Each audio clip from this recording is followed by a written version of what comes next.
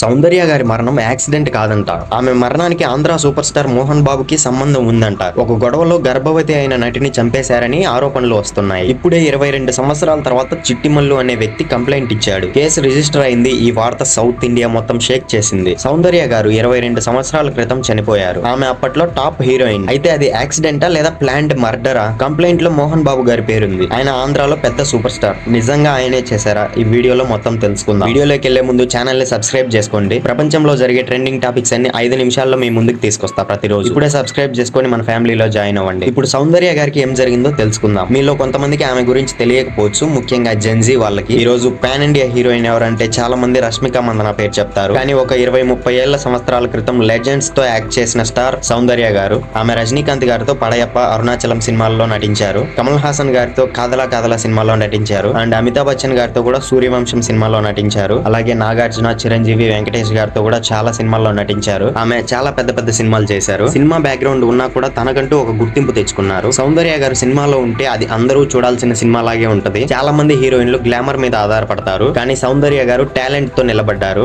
April 17, 2004 22 సంవత్సరాల క్రితం సౌందర్య గారు ఒక ఫ్లైట్ ఎక్కారు. అది సెస్నా 180 స్కై వ్యాగన్. చాలా మంది అది హెలికాప్టర్ అనుకుంటారు, కానీ అది హెలికాప్టర్ కాదు. నేను కూడా మొదట్లో హెలికాప్టర్ అనుకున్నాను. న్యూస్ రిపోర్ట్స్ లో కూడా హెలికాప్టర్ అని రాశారు, కానీ అదొక చిన్న విమానం. ఆ విమానం కర్ణాటక నుండి ఆంధ్రప్రదేశ్ కు వెళ్తుంది. టేక్ ఆఫ్ అయిన కొద్దిసేపటికే ఈ యాక్సిడెంట్ జరిగింది. ఎయిర్ డ్రోమ్ లో ఉన్న ఒక వ్యక్తి విమానం బాగా షేక్ అయిందని చెప్పాడు. కంట్రోల్ తప్పి దగ్గరలో విమానం క్రాష్ అయ్యి మంటలు కూడా వచ్చాయి. అందులో ఉన్న అందరూ చనిపోయారు, ఎవ్వరూ బతకలేదు. ఇది ఇండియా మొత్తం బ్రేకింగ్ న్యూస్ అయింది. సౌందర్య గారు ఇండియాలో ఒక టాప్ హీరోయిన్. ఇప్పుడు ఒక టాప్ హీరోయిన్ కి ఇలా జరిగితే ఎలా ఉంటుందో ఊహించుకోండి. ఆమె వయసు అప్పటికి 31 సంవత్సరాలు, చాలా చిన్న వయసు. ఆమె చంద్రముఖి కన్నడ వర్షన్ లో అప్తమిత్రాలో నటించారు. ఆమె కెరియర్ పీక్ లో ఉంది. ఆమెకు మ్యారేజ్ కూడా అయింది. మ్యారేజ్ అయిన హీరోయిన్ అంటే అందరూ మాట్లాడుకుంటారు. ఇంకా ముఖ్యంగా ఆమె 2 నెలల గర్భవతి. ఇది కొద్ది మందికి మాత్రమే తెలుసు. తర్వాత తెలిసింది ఏంటంటే ఆమె గర్భవతి, పెళ్ళైన సంవత్సరం కూడా కాలేదు. ఆమె చిన్న విమానం ఎక్కారు, చనిపోయారని. టేక్ ఆఫ్ అయిన కొద్దిసేపటికే అది ఊగి కంట్రోల్ తప్పి క్రాష్ అయింది. ఆ విమానంలో ఉన్న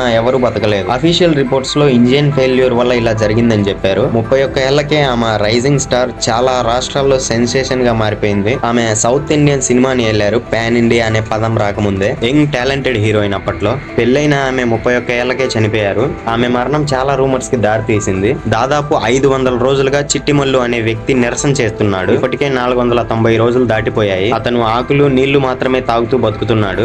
గాంధీజీ స్ఫూర్తితో శాంతియుత నిరసన చేస్తున్నాడు. అయినా దాదాపు 500 రోజులుగా ఎవ్వరూ పట్టించుకోలేదు. నిన్న అతను పోలీసుల దగ్గరికి వెళ్ళగానే అది నేషనల్ న్యూస్ అయింది. ఇప్పుడు అందరూ పట్టించుకుంటున్నారు. చిట్టిమల్లు అనే వ్యక్తి ఏమని చెప్పాడంటే, నేను సౌందర్య గారికి పెద్ద ఫ్యాన్ అని చెప్పాడు. నేను ఆమెను ఒకసారి కలిశానని కూడా చెప్పాడు. నేను ఆమెతో మాట్లాడుతుండగా ఆమెకు ఒక కాల్ వచ్చింది. ఆమె నా ముందే ఫోన్ మాట్లాడారు. ఆమె తమ్ముడు కూడా అప్పుడు ఆమెతోనే ఉన్నాడు. అతను కూడా ఆ క్రాష్ లో చనిపోయాడు. ఆ ఫోన్ కన్వర్జేషన్ గురించి ఆయన చెప్పాడు. ఫోన్ లో సౌందర్య గారు ఎవరని అడిగితే నేను మోహన్ బాబు అని చెప్పారంట.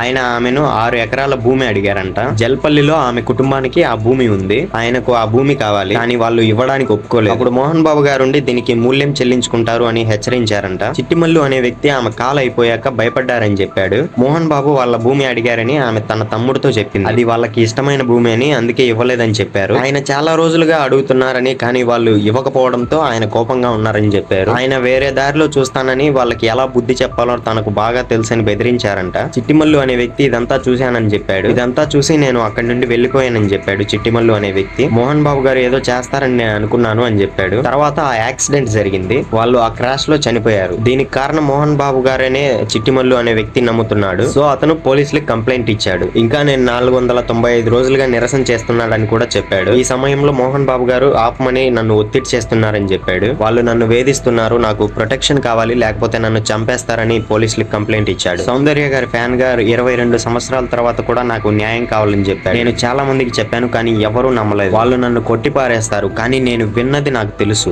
ముఖ్యంగా మోహన్ బాబు గారి బంధువులు ఇప్పుడు ఆమె 6 ఎకరాల భూమిని కలిగి ఉన్నారంట. సౌందర్య గారి కుటుంబానికి ఆ భూమి లేదని అలా చెప్పాడు ఆయన. మోహన్ బాబు గారు ఆయన టాలీవుడ్ లో ఒక పెద్ద నటుడు, కానీ ఆయన కొంత కాంట్రవర్సీ కూడా ఉన్నాయి. జర్నలిస్టులను కొట్టడం, ఫ్యామిలీ డిస్ప్యూట్స్, ఆయన రెప్యుటేషన్ కొంచెం మిక్స్డ్ గా ఉంది. మనీ విషయంలో ప్రాబ్లమ్స్, ఫాదర్ అండ్ సన్ మధ్య గొడవలు, ఇవన్నీ చాలా పబ్లిక్ గా జరిగాయి. కొన్నిసార్లు రూడ్ గా బిహేవ్ చేశారని కూడా రిపోర్ట్స్ ఉన్నాయి. సో చిట్టిమల్లు ఆరోపణలు కొందరు సీరియస్ గా తీసుకుంటున్నారు. వీటిని బట్టి ఇప్పుడు మనం కొన్ని క్వశ్చన్స్ చూద్దాం. చిట్టిమల్లు 22 సంవత్సరాల తర్వాత ఎందుకు కంప్లైంట్ ఇచ్చారు?